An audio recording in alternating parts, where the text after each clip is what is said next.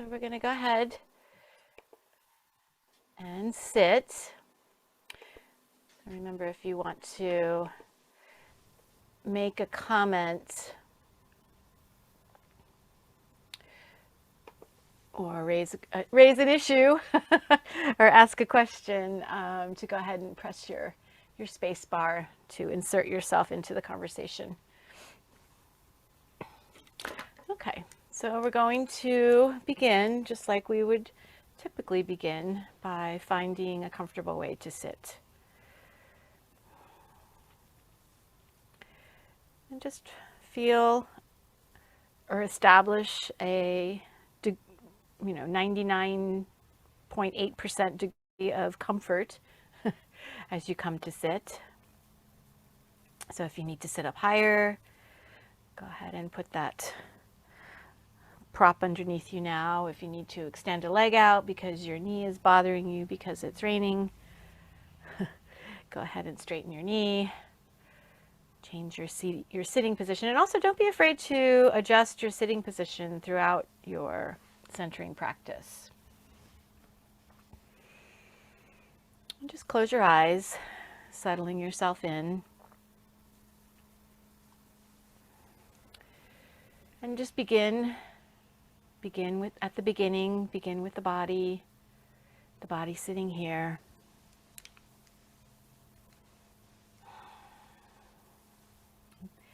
A sense of the outline, the shape of your body. Imagining a sketch, if you will, or a painting. Painting the shape, the outline, the form that your body is taking up right now.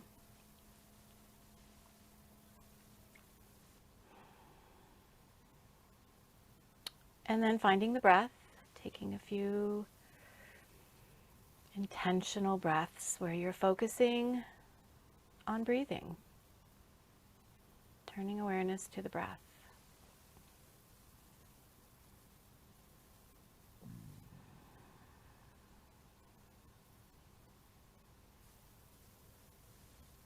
The breath just as it is, just as you find it right now.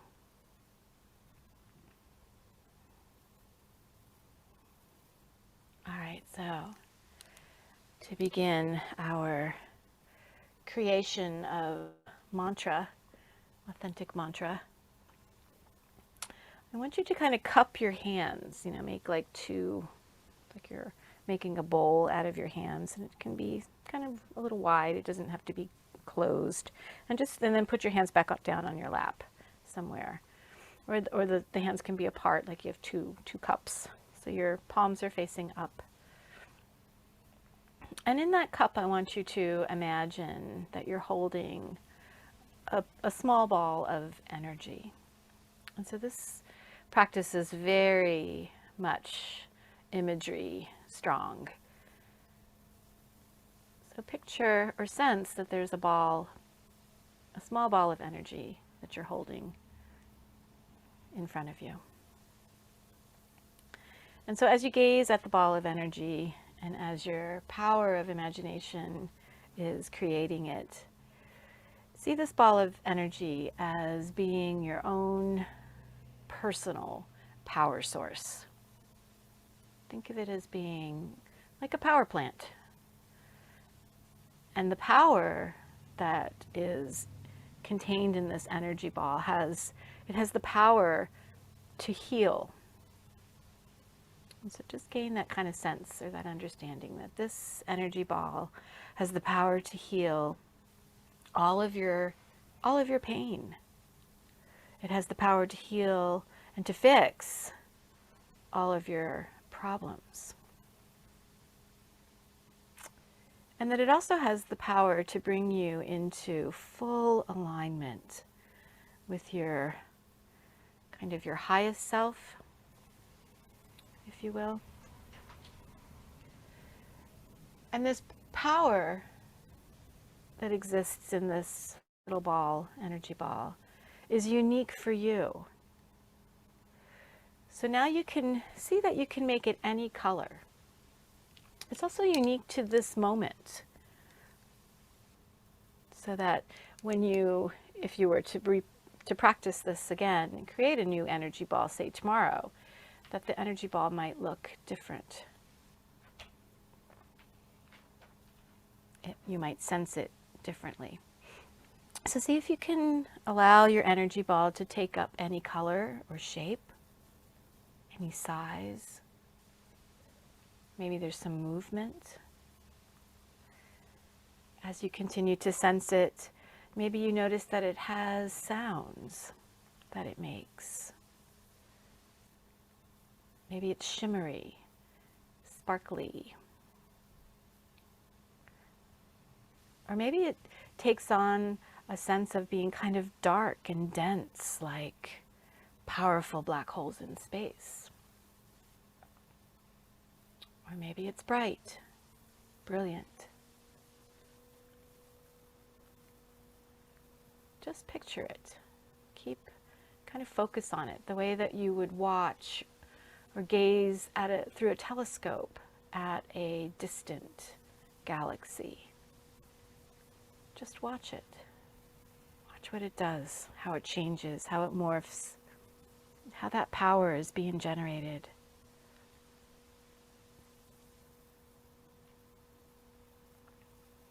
Maybe it has some smells that come to mind that you sense.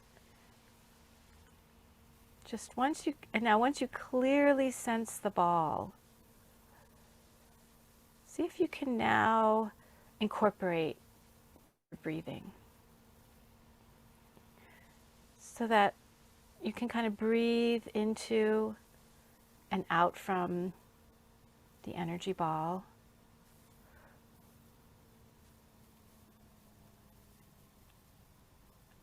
And just noticing that hopefully right now that you are breathing in and out through your nose.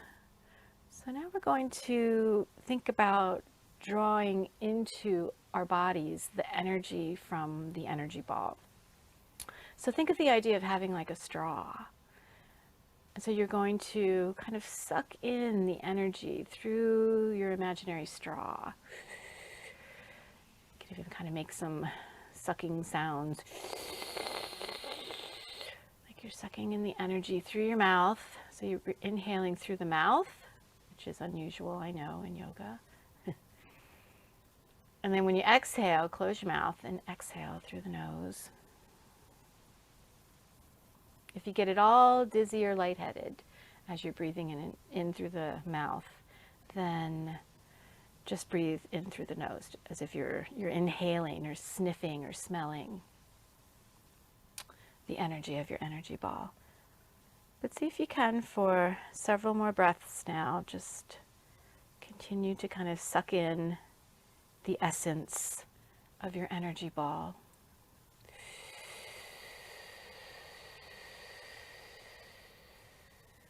Like you're drinking in a smoothie, energy smoothie. And as you're inhaling, imagining the energy in the energy ball filling you, entering into the body, sifting downward. And as you're exhaling through the nose, allow the energy to spread further and deeper through your systems. Don't forget to take some up into your brain.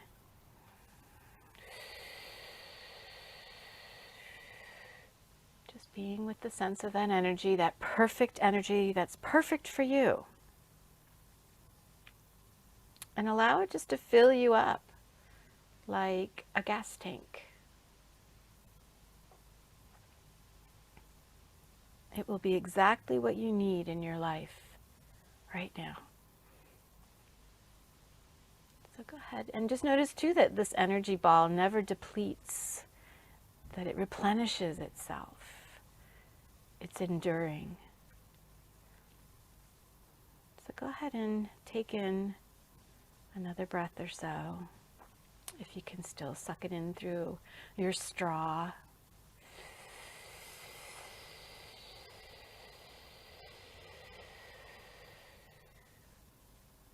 And now close your mouth and just breathe normally.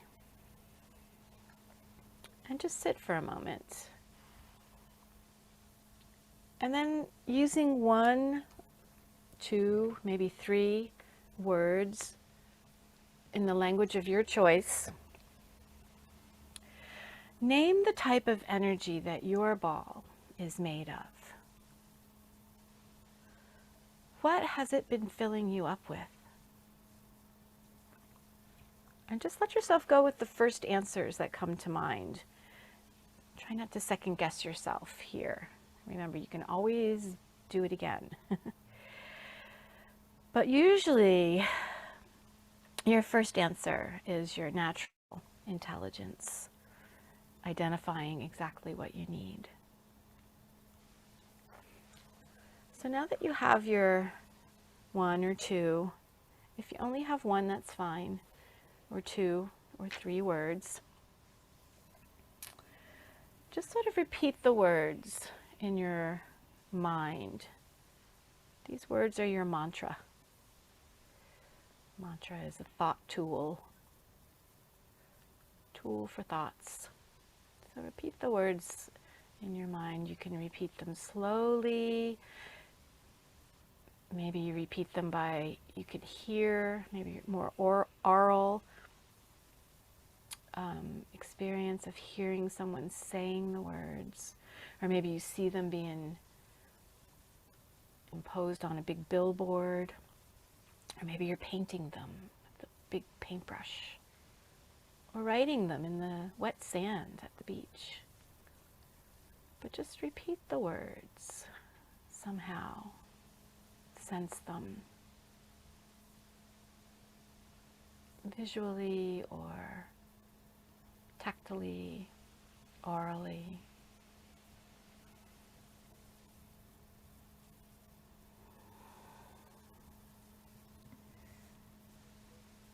And now see if you can repeat the mantra words in sync with the rhythm of your breath. So maybe saying each word twice, once as you're inhaling, once as you're exhaling, or maybe saying one word as with an inhalation and another with the exhalation. But whatever you choose, let it be your choice.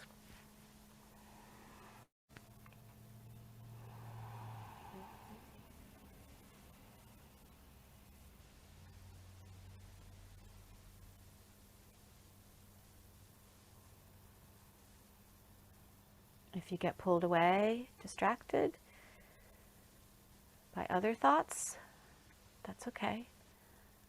Just notice when that happens and just bring yourself right back to your mantra, your thought tool.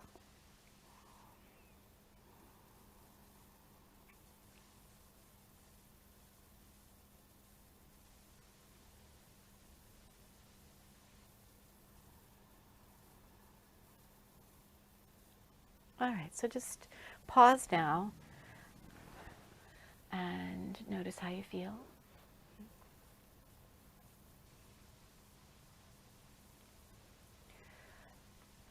And now go back to the image of the energy ball. Sense your energy ball once again. If you like, you can call this your mantra ball. And just gaze at it. Maybe you're still holding it in the palms of your hands. So see if you can, we're going to play now, and kind of enter into this next part of the practice with perhaps a childlike sense of wonder, exploration, and curiosity. So see if you can make your energy ball, if you can contract it so that it reduces in size and maybe have a sense of it becoming really dense inside. So just picture it contracting, so small that maybe you can hold it between your thumb and your index finger. Or maybe that it can become atomic in size. Still seeing that it has energy, that perfect energy for you, for what you need. And then let it grow in size now.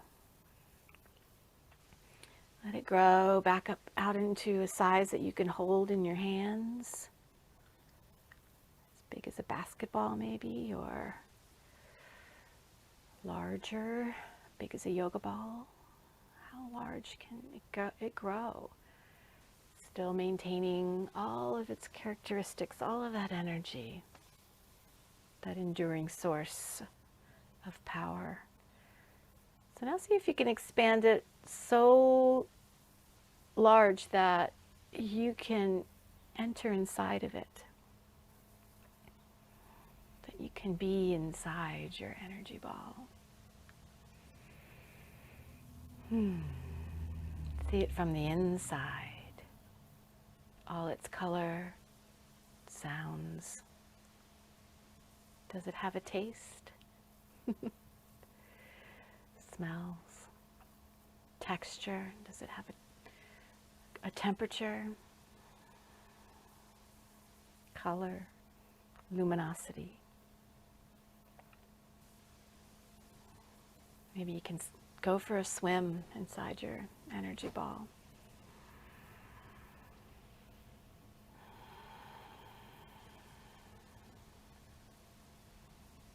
Perhaps including a sense that you can absorb the energy of your energy ball now through the pores of your skin, through your hair follicles,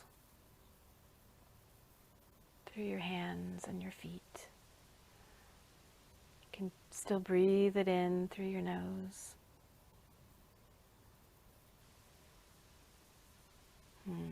Perhaps have a sense, if you can, of that you in the energy ball, that there is no boundary, there is no us, there is no them.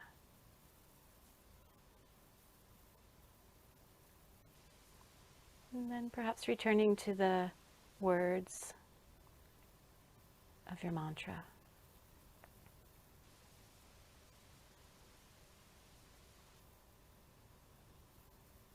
Or maybe new ones will form or come to mind.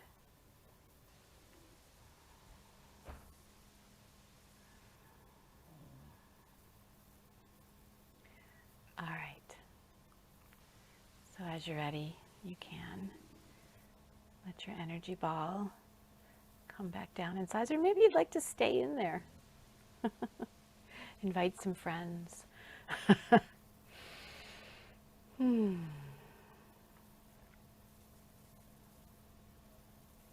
So let's bring the palms together in front of the heart. Bowing your head.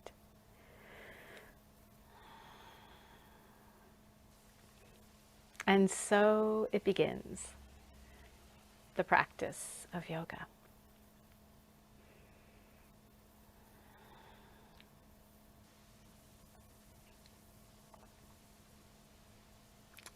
So as you're ready, you can open your eyes. So we can all also, so many things you could do with your energy ball right now. You could like imagine your energy ball coming down in size, so you have a ball of energy that you hold between your hands. And if you like, we can also raise our balls of energy up into the atmosphere, or we can spread, pass it along, even virtually here, pass on my energy to all of you. Very romper room-ish, don't you think? Sending our energy, consider and passing on your energy out to those who might need some personal power, source of their own, in times where they might not be feeling, where they might be feeling very powerless. Other fellow humans. All right, so let's Let's move on to our asana practice. So actually, let's do some seated twists in the chair. So before you come down to the floor, just so you don't have to come down to the floor and then get back up again.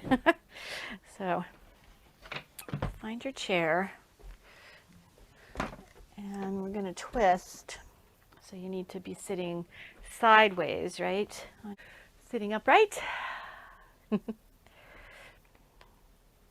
So hopefully your ankles are under the knees, knees in front of the hip sockets. So everything in good alignment. And you can even kind of pivot as you press the balls of the feet into the mat, pivot your heels outward slightly so that there is that sense. Well, actually you can even look down and visually eye it up, that you have parallel outer edges of the feet. And there might even be a sense of internal rotation of your thighs, as well as the knees kind of turning in just a little bit, which is actually their true perfect alignment, healthy alignment for knees. And then as you sit, you can turn, if you didn't already do that.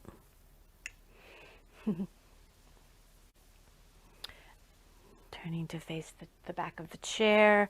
And so as you're turning, let the motor of the twist happen in the torso, so that you're not just grabbing with the arms and the shoulders and pulling yourself around with the arms, although there is some, the arms can definitely help you. But let the twist be happening in the torso. So the navel turns, then you grab a hold of the chair, and you can apply that slight pressure of the arms, the hands.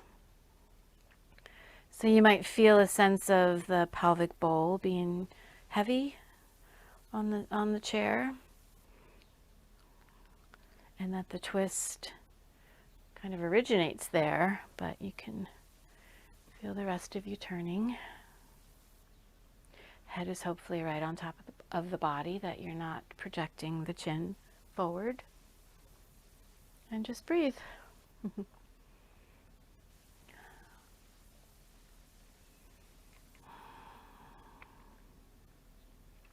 And then when you're ready, you can let go. Bloop, spiral back. Okay, and then you can just kind of spin yourself around to the other side if you like, or you can turn your chair. I'm going to turn mine so I don't turn my back on you.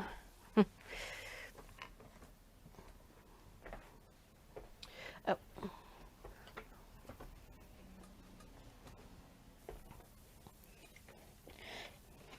So I'm sitting on a blanket just because my chair tends to be slightly uneven, left to right. So if that's happening for you too, you can kind of figure out a way to adjust and make you allow for more balance. Remember, you have a right to live with in balance. So feet again, hugging the block. It's like a hug, big toe mounds hugging in, and then turning. Again, just watch the body as it twists, so that you're mindful that you're not dropping your head, that you're not putting too much any strain on the shoulders or your neck. So some people it will be not comfortable to include the neck, the cervical vertebra in the rotation, but for some others it's fine. So and actually this may also depend on the day, right? So you might try to, once the lumbar has turned and then the thoracic, then you might turn the neck.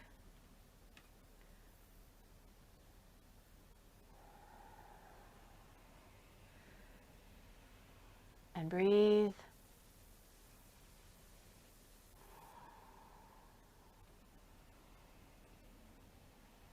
You can even rotate the eyes off to the side, kind of casting them in the direction of that ear, in the direction that the rotation is going. All right, one more breath. Whew, and spiral back. It's like an amusement park ride when you come back. Just get the swirling visions, the vision of swirling scenery. Okay, so you can go ahead and stand up and remove the chair from your workspace. All right, so now let's come down to the floor. I'm going to get and in the interest of twists, let's keep going. So you can lie down here on your back. Oop. Just going to turn off a bright light. Okay, so lying down on your back, draw your knees up, top side. You can slowly hug them in, and as you're cupping the knees with the corresponding hand, you can even rock a little bit from side to side.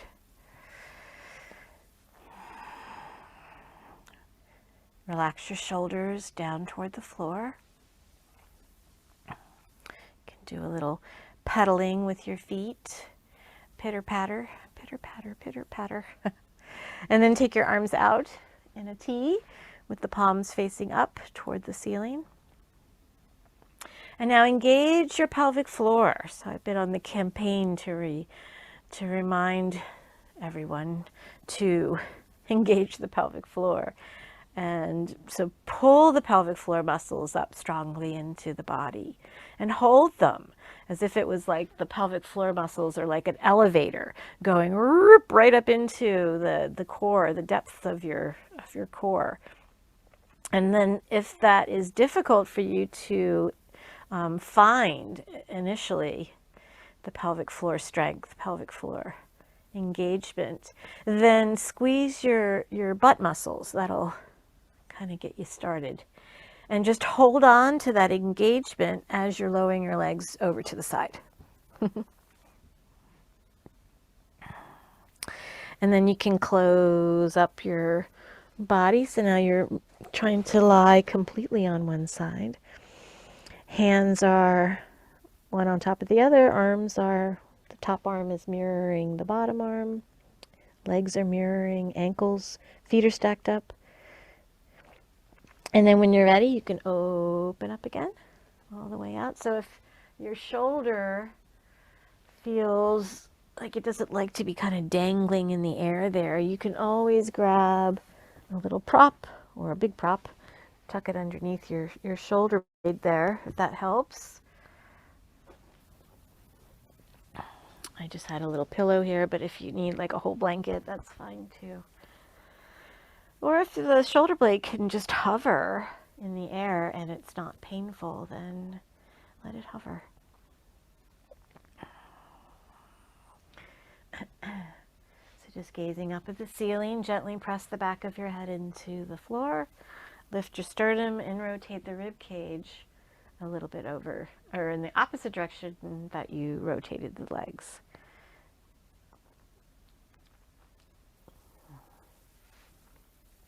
And then just take a breath. Let gravity, just let gravity. Let be, let gravity.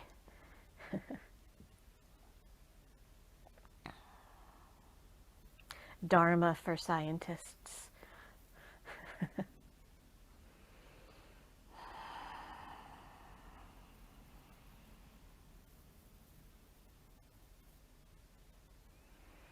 All right, so take another breath.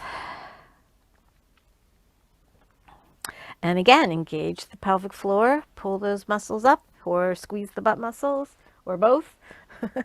And then draw the knees back up, top side.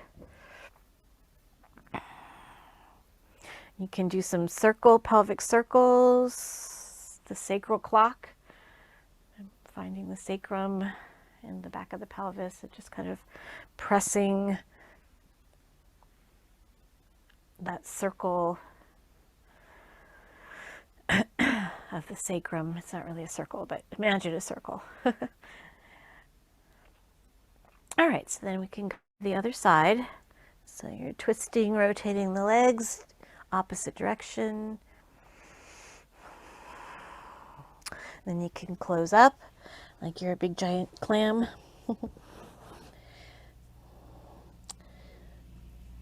So once you've mirrored everything, the knees are stacked up, feet are stacked up, hands are stacked up. Then you can open yourself back up. Opening out.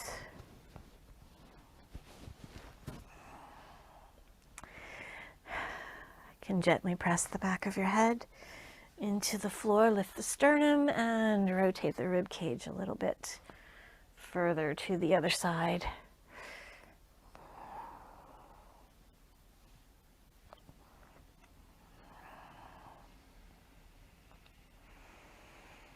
Breathe.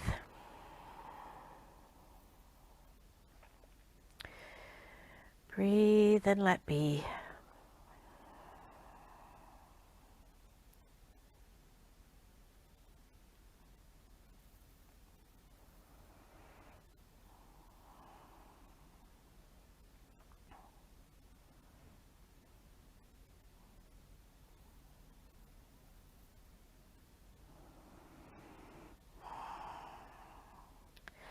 All right, so let's take another breath here. Engage the pelvic floor. Draw that elevator up into the core of the body, very central, deep muscles, and then pull the knees back up to the top. All right, so put your feet on the floor.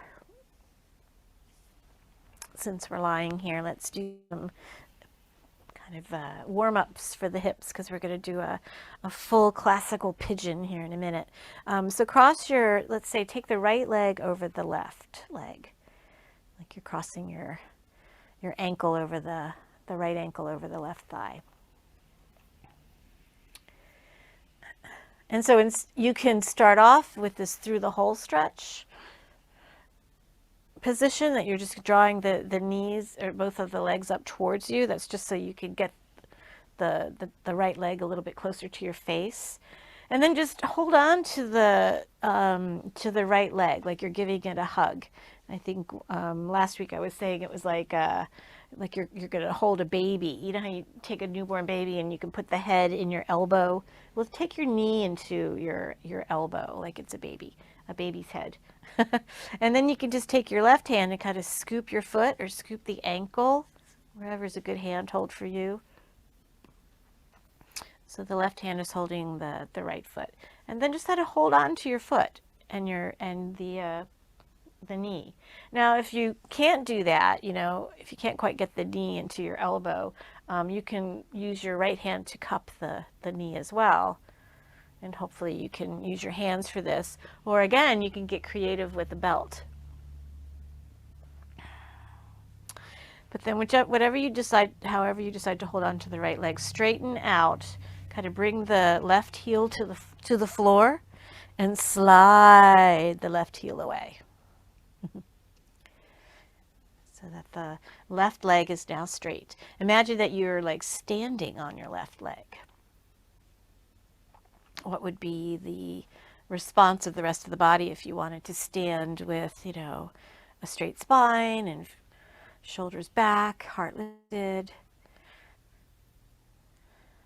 You could press out through the ball of the big toe while you draw the pinky toe up towards you of the straight leg of your standing leg.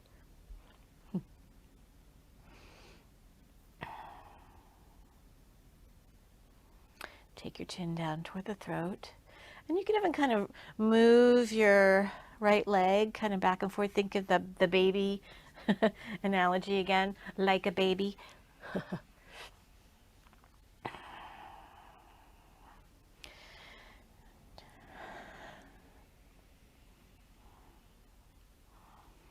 All right, so then you can slide your left heel back up. Keep the heel in contact with the floor. Move in reverse now. Put your right ankle back on top of the left thigh. And then you can uncross your legs.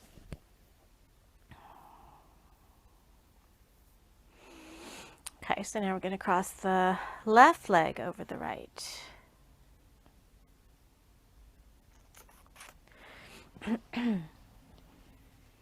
Take a moment take a moment and then pick up the legs, kind of tucking, coming into a more compact or tucked position for the legs.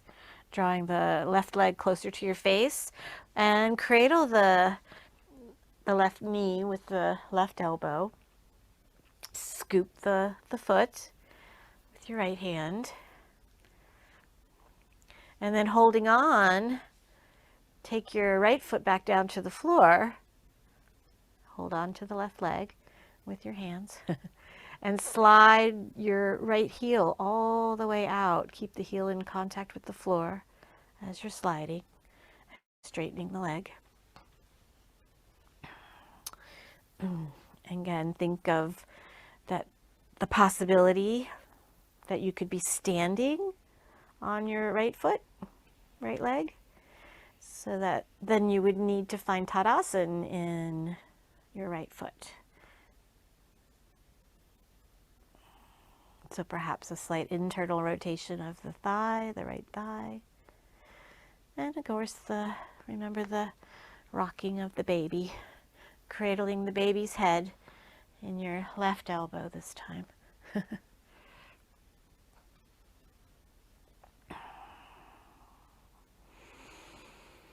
Deep breaths.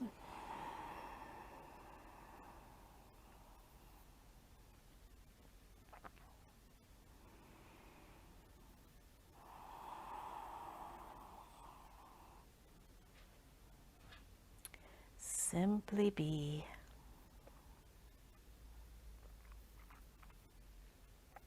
Present. Aware.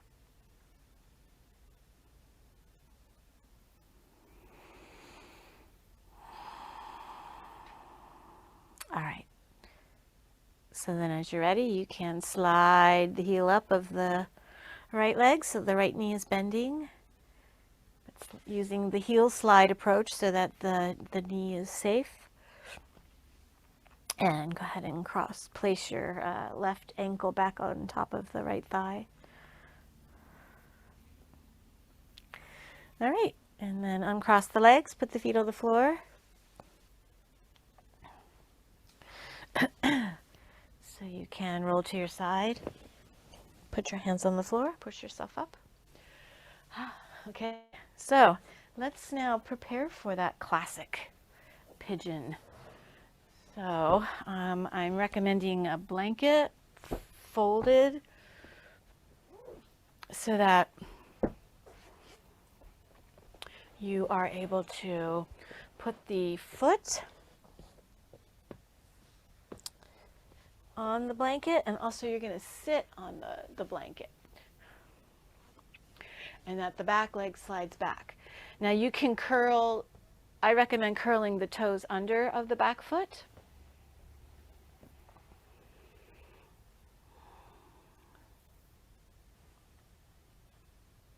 And if you need to, you can use more than one blanket or put a pillow underneath the hips. Oh shoot, I forgot to tell you. You'll need your blocks too. Sorry. So be kind, rewind, find your blocks. So we're going to use the blocks kind of as your robo arms, extensions of your yoga gadgets, extensions of your body. So we're not going to come to the floor for this. We're not going to turn this into a forward bend. We'll save the forward bending action for another posture, but for right now we're just focusing on the lift of the spine. So perhaps even feeling like once you prop yourself up on your blocks, and you can experiment with how high you need to go. This is being up on the super tall side of the block is a little bit too tall for me, but it might not be for you. Medium tends to work well for me for this anyways. So you're just trying to give yourself enough of a sense of uplift so that you feel like the front body, like the zipper, if you're zipping up your your jacket in the front, that area can lift, but then you also might feel a sense that the hips are able to kind of drop. And then this gives you all kinds of space in the lumbar and in the sacrum. So I know you can't see my foot back there, but here, I'll give you a side view.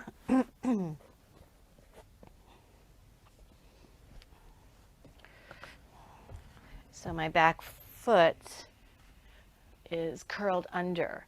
And this also gives the knee a chance to not be pressing into the floor, which is uncomfortable for a lot of people, and that you can have a, be saving your synovial fluid. Also, if the foot, though, gets tired of having the toes curled under, you could be bending the knee, and so then you might have to come down a little lower to the floor. You could bend the knee, bring the foot up into the air. So I know that if you have an issue with the foot pressing into the floor, you could bend the knee, which will be a different posture. Actually, if everyone even wanted to try this now, you could come down, bend your knee, and you have to kind of lean forward a little bit. So I'm putting my elbows or my forearms on my blocks now, which is rather nice. And the foot is up in the air.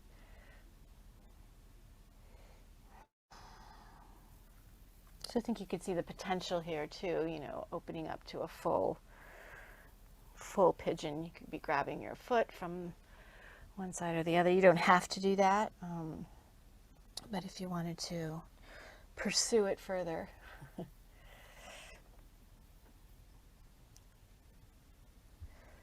All right, so now let's move in backwards, move in reverse, so you can bring your foot down. Keep your toes curled under. And lean to the side. It's kind of a nice way to just sort of wobble around here to take yourself out of the posture. So just lean to the side and grab your back leg with your hand. Pull it around to the front, and then you can wobble back over to the other side. So now put your back leg in the front, and you can even kind of hoist your foot up onto the blanket. And take the leg that was in the front, you can take it in the back. So it's almost streamlined. Nice transition. Streamlined transition. Transitions aren't always streamlined though. So however you can exchange your legs. And so again, anchoring the toes under, curling them under.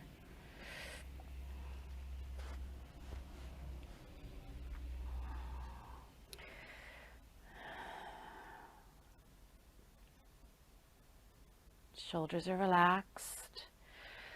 Chest is lifted, kind of hoisted, like there's, I don't remember who used to say this, imagining that you had like a buoy underneath the sternum. So the way a buoy kind of bobbles up to the surface of water, right? Imagine your sternum was like a buoy, and it's kind of trying to buoy itself up to the sky.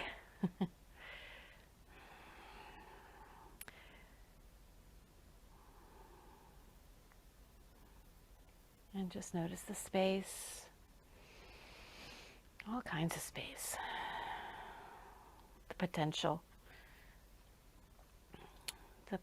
of space in the spine. The final frontier. All right, so let's do the bent knee variation now too. So leaning on the blocks, bending the knee.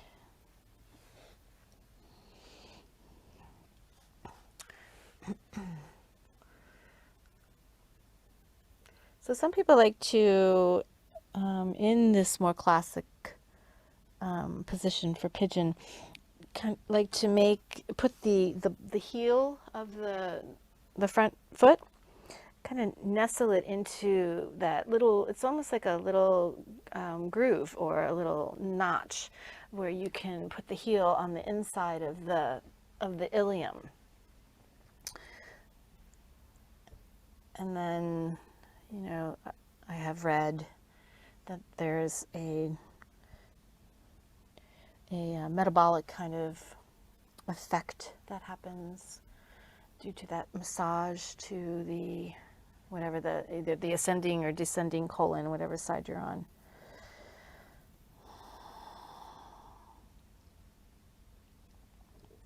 So just go gently.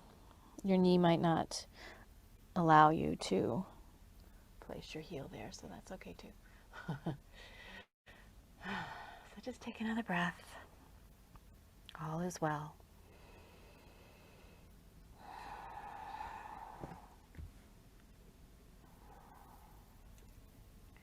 All right, so we're going to take the foot back down. Keep the toes curled under, because this really does help protect the knee, so you're not, don't feel any possibility of the kneecap grinding into the floor at any time in your transition. And then again, you're going to kind of wobble over to the one side, grab your leg, bring it around to the front, whoops, and maybe fall off of your blanket so gracefully like I just did. Hey. Just a yoga practitioner, not a ballet dancer. All right, so I guess we're going to use the chairs again. We're going to use them for support for our heads, for some seated forward bends. So you can pad the seat of the chair if you like, or raise the seat of the chair if you know that when you come forward that the chair seat isn't high enough. And you can also be sitting on a folded blanket, or maybe a whole bolster you need, or 2 folded blankets.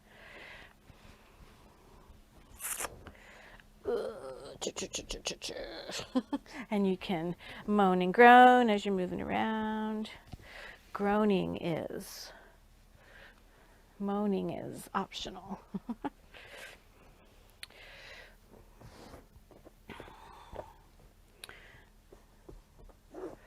So you can have a single blanket, or you can double it, whatever is the height that you need.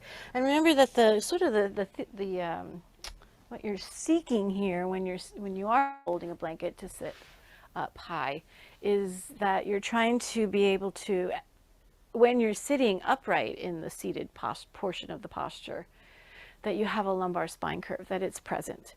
So that if it's not present with just one blanket, then you need to, the idea is that you put another one under there. And don't feel that it's, cheating. It's actually helping you. I know, everybody. People still don't like props.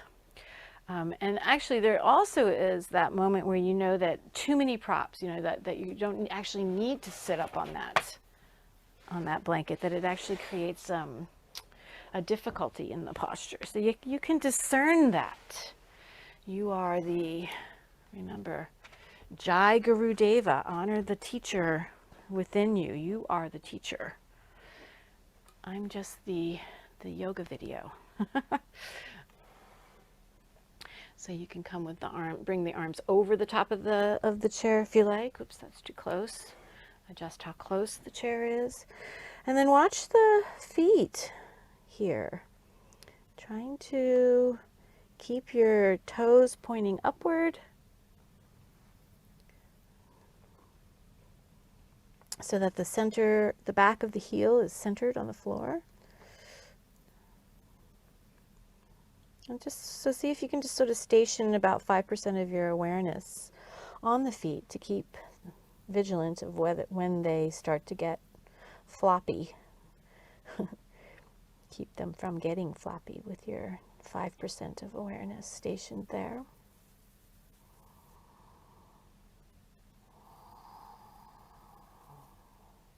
Closing your eyes.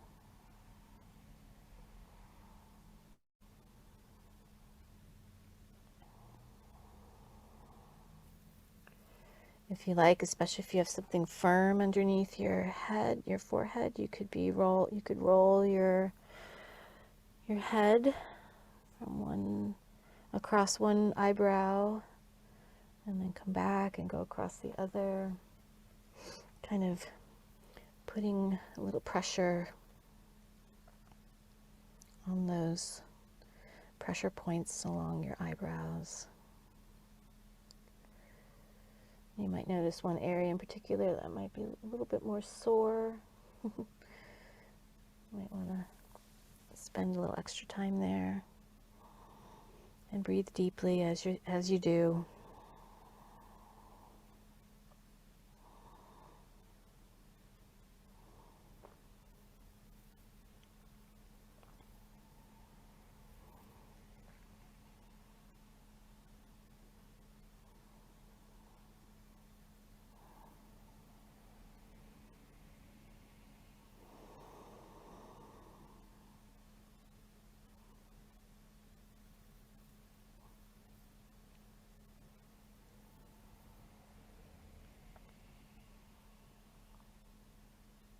And again, have a sense of the pelvic bowl anchoring you.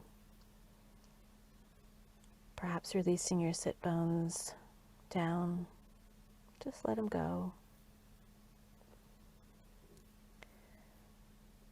Let gravity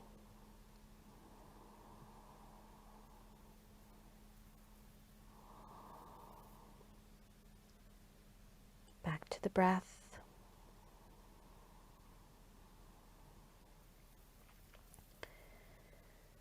So you can add in some gentle foosting now.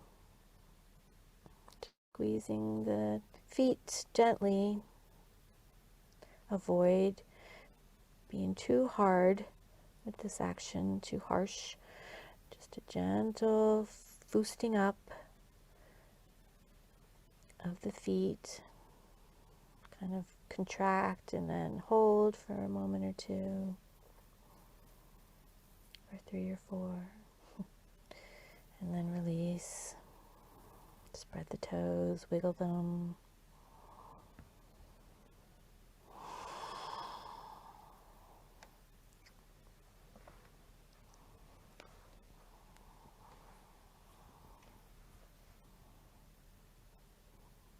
Foosting up again.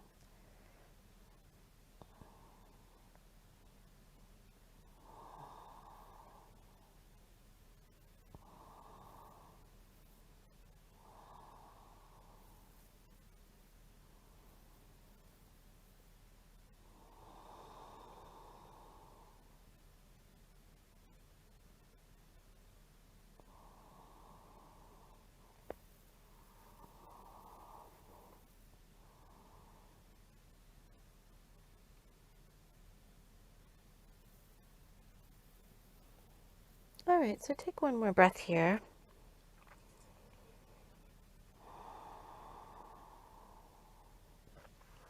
And you can start to push yourself up off your chair. And let's do another forward bend, but this is one with twist. So as you can see, today's kind of reoccurring theme has been to twist. So we're gonna sorry. You can sit with one leg underneath the chair. So this is Parvijanu Shirsasana. So again, if you want to, you can be sitting on a folded blanket. And then you're going to bend the other knee out to the side. And then as you do that, you're going to apply a rotation. So if you like, you can use blocks as kind of your gadget arms, extended gadget arms as you're turning. One arm can be moving along behind you there, helping to prop you up onto, you can make little pods if you like out of your fingers. And the block can also be available in the front that you can kind of push off and away from. And just like when we were at the chair, you want the rotation to be happening in your belly so that the shoulders and the upper back do get a twist, but they kind of follow along. Let the belly move first. One more breath here. And so now we're going to lean into the chair, feel for the chair. You can have the arms be over the seat of the chair, or they can go underneath. It's up to you. Sometimes if the going underneath is too intense, you can also just have your hand be on, or your arm be on a block. Forearm can rest on a block. And then the other arm comes up and over. And just watch your shoulder, the top shoulder, what's it doing? And if it's okay, then keep going. You know, if your hand can touch the chair, or if your arm was over, hands can kind of come together. I like to lift my chair up a little bit. But if the top shoulder is having trouble, you can also just raise the arm straight up to the ceiling, kind of reach for the sky. Or just let the arm rest in your lap. It's up to you. But just allow the pelvis to be anchored. Feel a sense of, again, letting gravity. Let gravity. We're going to get t-shirts made. Let gravity. Another thing you can do for your top arm is to kind of bend the elbow a little. So you open up the armpit a bit more, the elbow kind of drops back. You can play, you can explore. Trust that you can explore safely. Trust in yourself.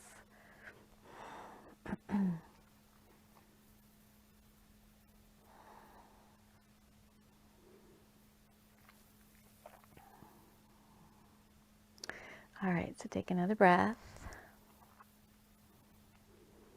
And we're going to slowly move in reverse. You can take your arm back all the way around. You can even place your hand on the floor in front of you to help kind of push yourself up. Come away from the chair. Just move slowly as you're adjusting. So now we're going to twist to the other side. You can switch legs. Heel slide your leg back in, and then heel slide the other leg under the chair, bending the knee. And so again, if you're using the robo arms, put the blocks there in place where you think they're close. And I'm going to turn my back to you this time. So again, you're going to rotate away from the chair, so that derotation aspect. Let the pelvis drop.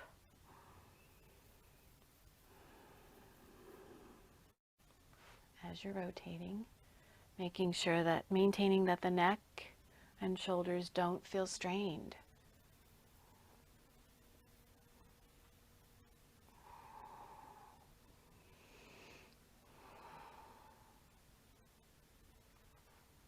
And one more breath in this rotation. And then you can let yourself spiral back a bit, just kind of halfway, so that you can lean into the chair. Decide if you're gonna, or you can use the block. Remember, put the block on the floor on the inside of the leg and rest your arm on it. Remember, the block has multiple settings, or you can stack up 2 blocks if you like. It's up to you. Or rest your arm on the rung underneath the chair. All kinds of possibilities here. Think of this as, again, you're exploring your equipment, the playground equipment of the chair here. And then the arm comes up. You can decide what's going on with the shoulder, bending the elbow. You could even have the palm face up toward the ceiling as you're bending the elbow straight down. And then press back up to the ceiling and just see. Then notice, is the shoulder, just with that action, is it okay? Can I take the arm over? Oop, maybe not. So bend the elbow, bring it back down. You know, kind of be curious here. What's happening? What gets pinched in the shoulder? And can you relieve the pinch? Can you take the arm over?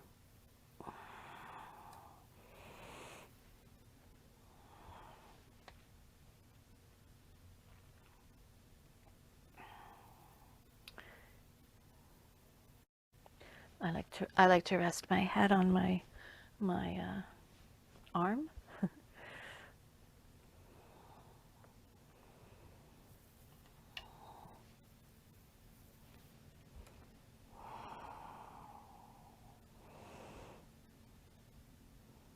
All right, so take another deep breath here now.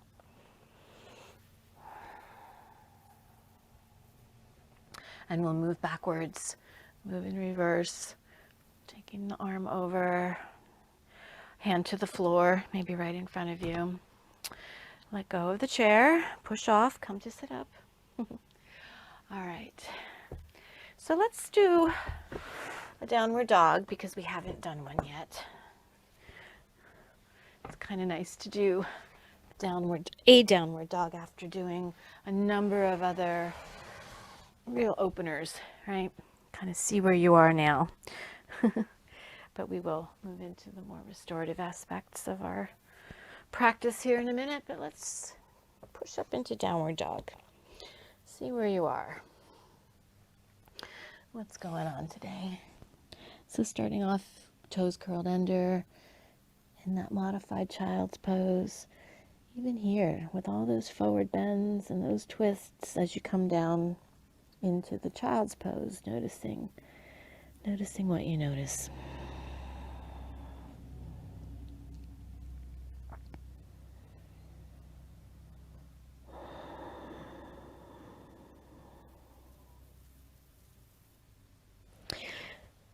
Rise up when you're ready.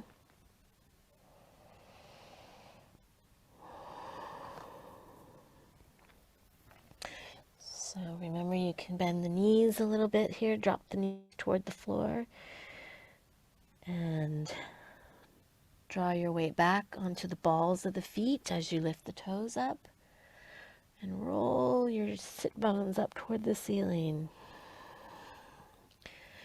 Suction cup the circumference of each palm of the hands down into the mat. Spread the fingers.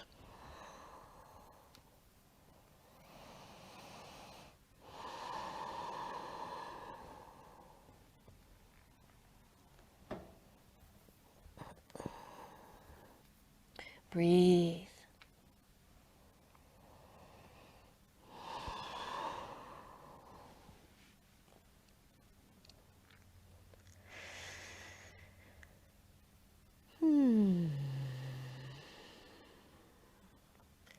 So take a couple more breaths, since this will be your only downward dog of the day, or of this practice anyways. Maybe you'll do more later on, huh?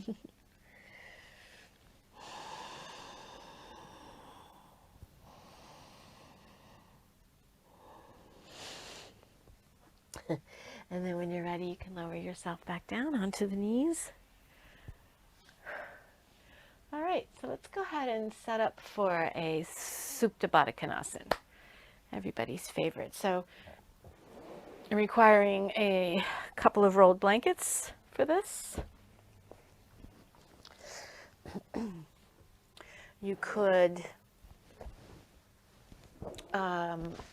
do this over a bolster, back since it's Supta Baddha Konasana, implying that we will be reclining. You will be reclining. Or, and this has been my favorite lately, doing it over blocks, so that the block that's going to be closer to or be the support for your back will be at the sort of the medium setting, and then the one that's going to be under your head will be at the taller setting. If you're if you're short, then you could take it. The first block can be at the lowest setting, and the second block could be at the medium setting. But just so you have, the back one is going to be higher than the front one.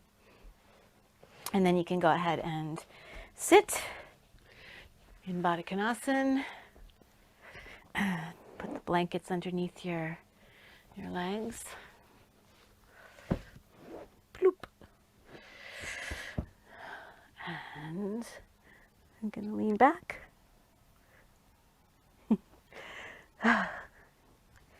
Block under the shoulder blades. Day at the beach. So as you place your head on top of the block, allow your chin to drop a little bit. Taking your arms out to the sides, palms facing up. And you can go ahead and relax the eyelids. Let the eyelids close.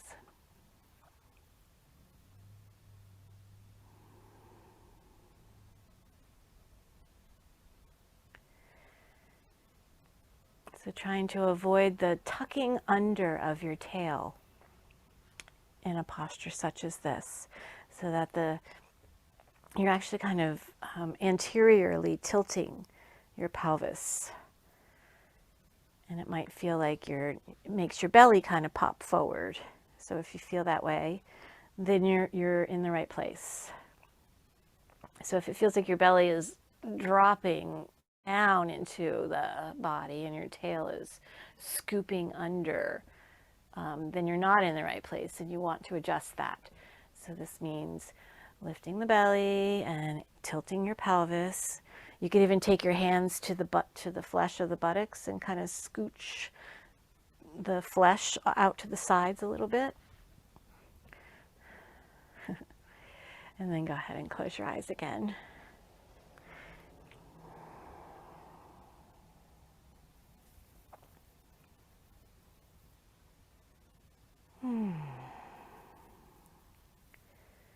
And so then you can apply the sense of observer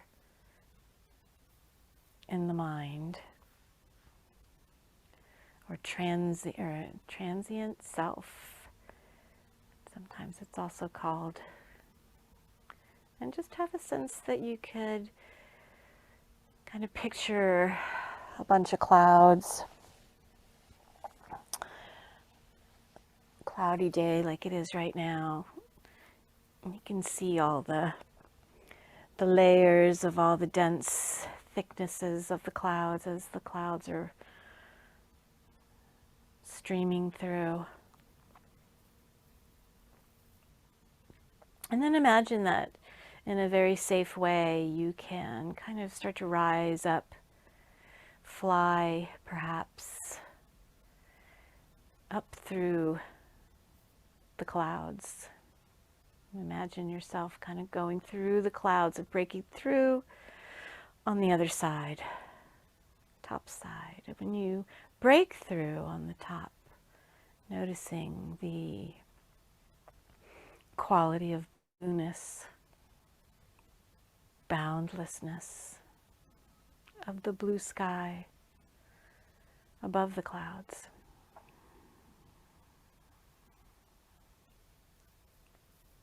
And so perhaps for another minute or so, a couple minutes, having the experience of just kind of sitting in those clouds, topside, above the turmoil,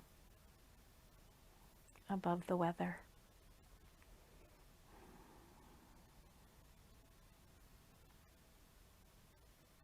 Taking on that perspective of spaciousness, vastness.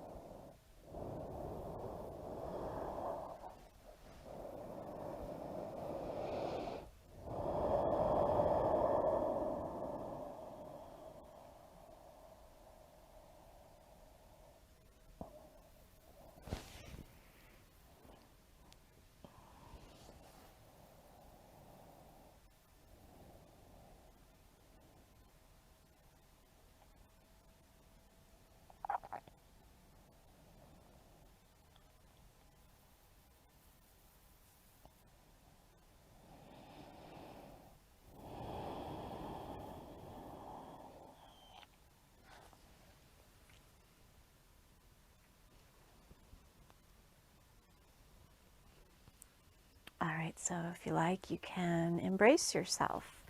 Wrap your arms around your, kind of they go around your chin and your throat, your neck, maybe even over your eyes.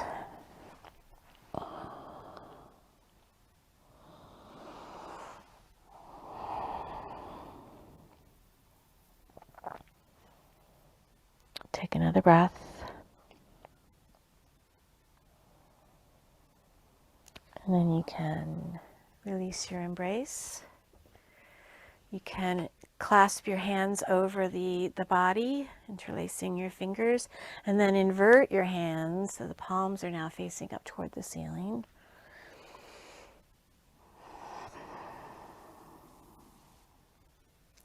And then you can release. All right, so now press your soles of the feet together very firmly. Press the toes together, feet together. And as you do that, start to notice the engagement of your inner thighs and perhaps even of your lower abdominal corset. So press your feet together, and you can use your hands too to help bring the legs together. Keep the feet pressing, and then let the feet turn so that the soles of the feet are coming to the floor. And then you can take the forearms to the floor, palms to the floor, and just bring them into however close they need to be for you to start to push yourself up. And you can slide your legs out. Okay. So you're ready for Viparita Karani, or actually no, let's do a Stonehenge. I've been keen on Stonehenge these days. So you'll need, actually you could do it with your chair if you want to put your legs over the chair, just in the interest of not having to get up and get a bolster. But you can also, give yourself what you need. If you need a full Stonehenge, then make for a full Stonehenge. So remember that the bolster goes over the 2 blocks. And you can try to space out the blocks so that they will be more or less are going to be right underneath where your legs are going to be. So sometimes if you get wobbly, get a wobbly henge, it's because the blocks are too wide or they're too close together. So you want kind of think of that. This is it's architecture, right? And so then grab a couple of blankets. I've been encouraging people to do this these days so that they become, and keep them kind of folded up and thick, they are going to become like a weighted blanket. The therapeutic benefit of having a weighted blanket over the torso, which brings on feelings of being safe, safer, connection to feelings of trust. Yeah. And of course a little extra warmth too, but that's just a bonus. So you could adjust your head by scooping your head with your hands. Pick up the head and let the chin drop down toward the throat as you kind of lengthen the neck by drawing the head away. And then you can take your arms out to the sides.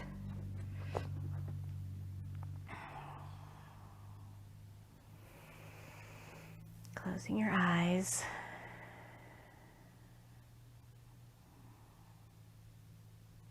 And just letting everything drop.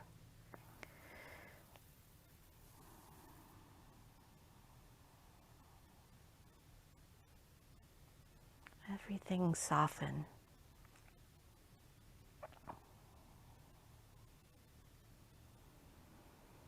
Feeling the support of the ground beneath you. And releasing into that ground a little more. And a little more.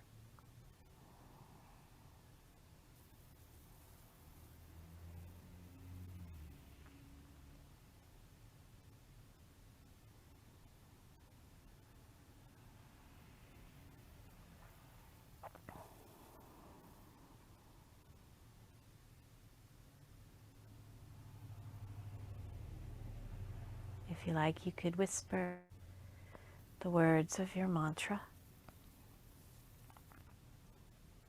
in your mind.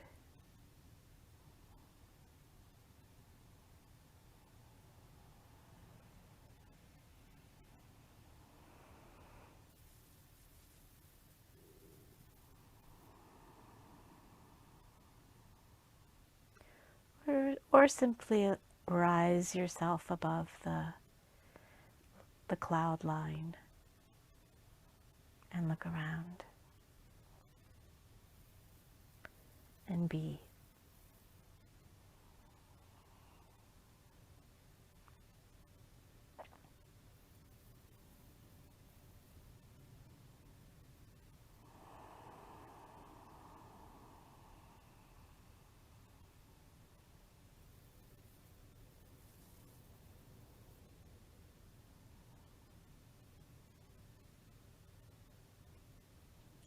Apply that little Mona Lisa smile to your mouth.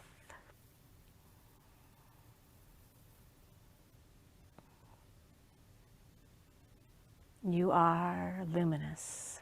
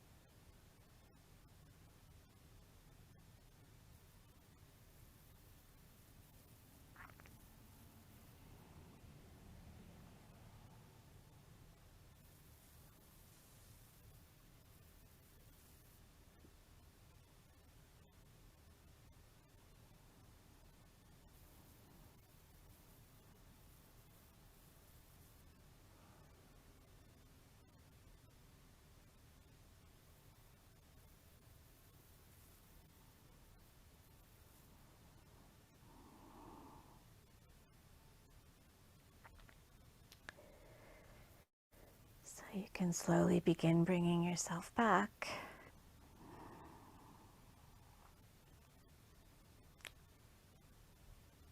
Wiggling fingers, wiggling toes.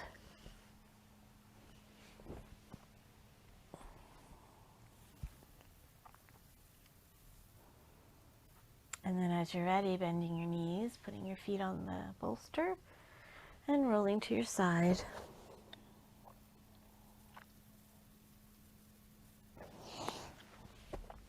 And then pushing up. As you're ready to come to sit up, so as you're coming to sit, I'd like to share with you a quote from Thich Nhat Hanh that I've been returning to over the past week or so. In our practice, we do not distance ourselves from society. We do not escape from it. But on the contrary, we prepare ourselves to integrate properly into it. So see and notice for yourself what you are bringing back out with you, to include with you, so that you can properly re-enter into whatever is next for you. And so then as you're ready, you can bring the palms together at the heart.